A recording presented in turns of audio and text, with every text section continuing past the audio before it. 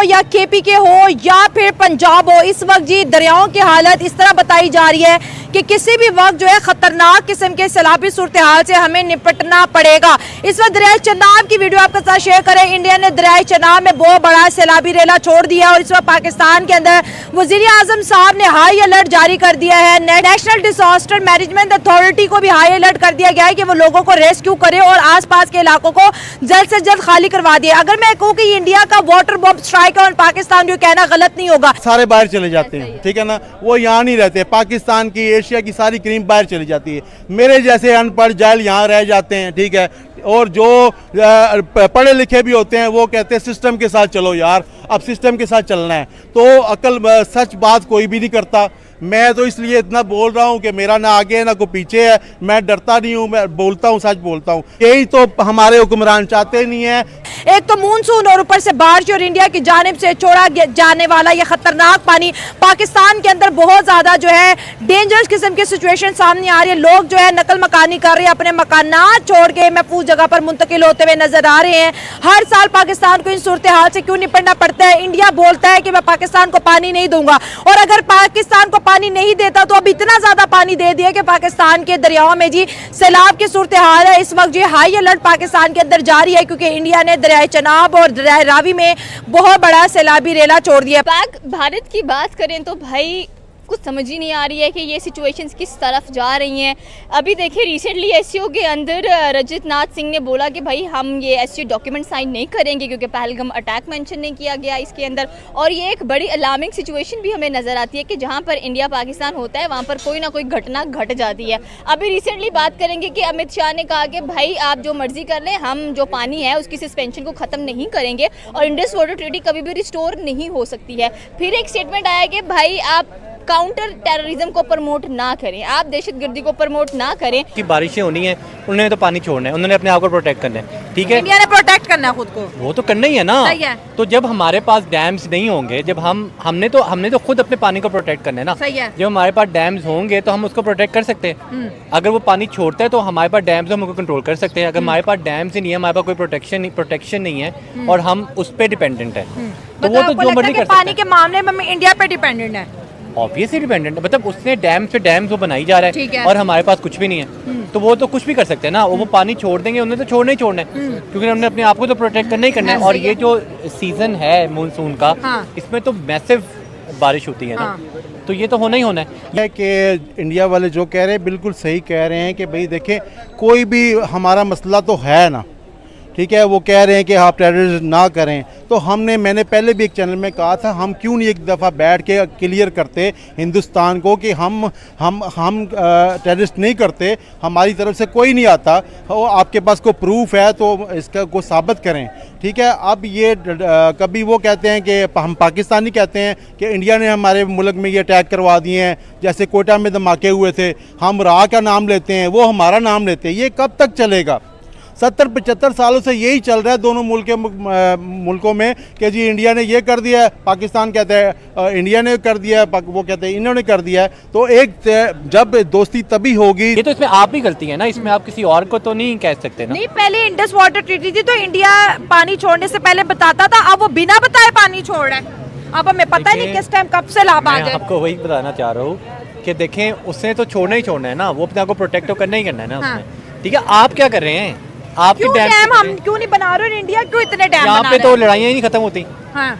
यहाँ पे वो पता नहीं कहीं भी आप डैम बनाना स्टार्ट करें, वहाँ के लोग बोलना शुरू कर देंगे। लोग राजी होते ही नहीं है ना, तो वो फिर मसले शुरू हो जाते हैं। यही प्रॉब्लम है ना, हमारी इतनी फैसिलिटी नहीं है क्योंकि ना हमारे पास कोई डैम बने हुए हैं हम पानी को स्टोर कर लें, उसका रुख मोड़ लें।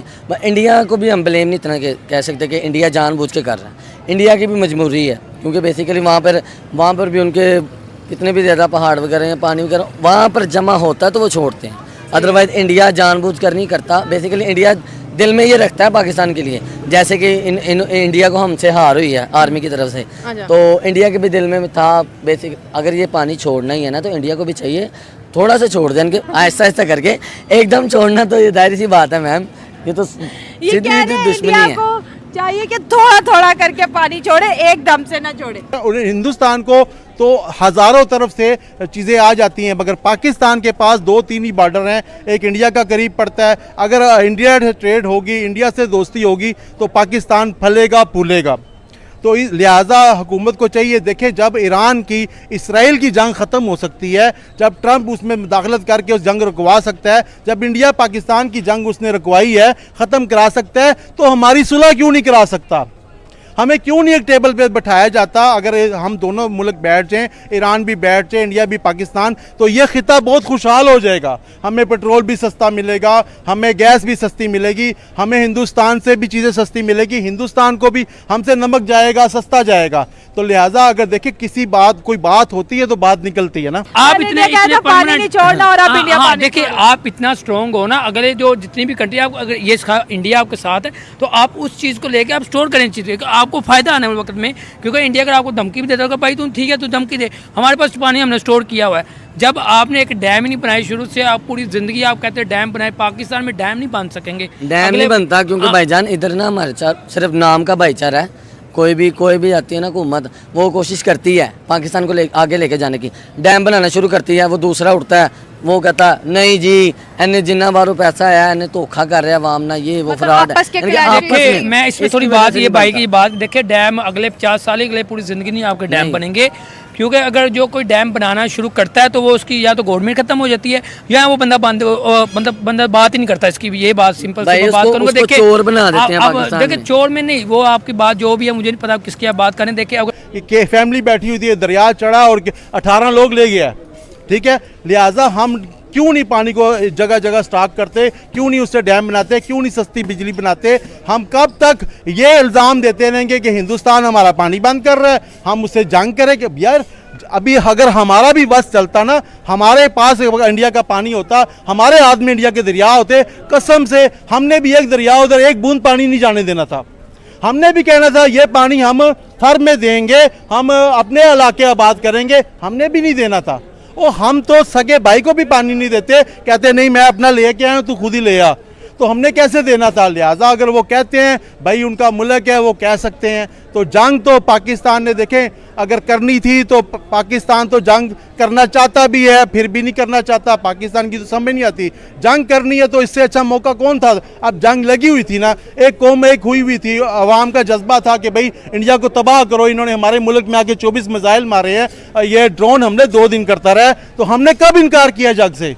हमने तो कहा जंग करो, हम भी साथ हैं, अवाम भी साथ है, या इंडिया रहेगा या पाकिस्तान रहेगा। सबसे बड़ी वजूहत इस तरह की भी है कि हमारे पाकिस्तान के अंदर बेसिकली ना डैम्स नहीं बनेंगे, जिसकी वजह से ना पाकिस्तान के अंदर जो पानी है वो कंट्रोल नहीं किया जाता। हमारी जो पाकिस्तान की जो गवर्नमेंट है बेसिकली उसको यहाँ पे आपने देखा होगा रिसेंटली साकिब निसार को काफ़ी फंड्स दिया गया था कालाबाग डैम से मुतल्लिक, लेकिन वो बाद में वो फंड से मुतल्लिक किसी भी नायब या किसी भी इदारे में उससे कोई पूछताछ नहीं की गई थी, जिसके सबब हमारे वो जितना भी फंड्स था हमें नहीं पता कहाँ पर यूज़ हुआ। जबकि पाकिस्तान की इकोनॉमिकल सूरत हाल को देखा जाए तो पाकिस्तान की इकोनॉमिकल सूरत हाल अगर हम डेमोक्रेटिकली देखें तो वो बिल्कुल बेहतर है एज़ कम्पेयर टू रिक्वायरमेंट्स, और जो भी हमारी रिक्वायरमेंट्स होती हैं हमारी आवाम बहुत सदका खैरात करने वाली है। आपने देखा होगा कालेबाग डैम से रिलेटेड बहुत फंड इकट्ठा हुआ, अगर पूछने वाला कोई पर्सन हो तो उनसे पूछे ना कि वो फंड किधर गया। तो दोस्तों आपने वीडियो को पूरा देखा है, तो आपका क्या कहना है पाक मीडिया और पाक पब्लिक के बारे में कृपया मुझे कमेंट में ज़रूर बताएं। और हाँ दोस्तों, अगर चैनल पर पहली बार आए हैं तो कृपया सब्सक्राइब कर सपोर्ट करें, और हाँ न्यू अपडेट के लिए बेल आइकन ज़रूर दबाएं। मिलते हैं न्यू वीडियो में न्यू कंटेंट के साथ। जय हिंद दोस्तों।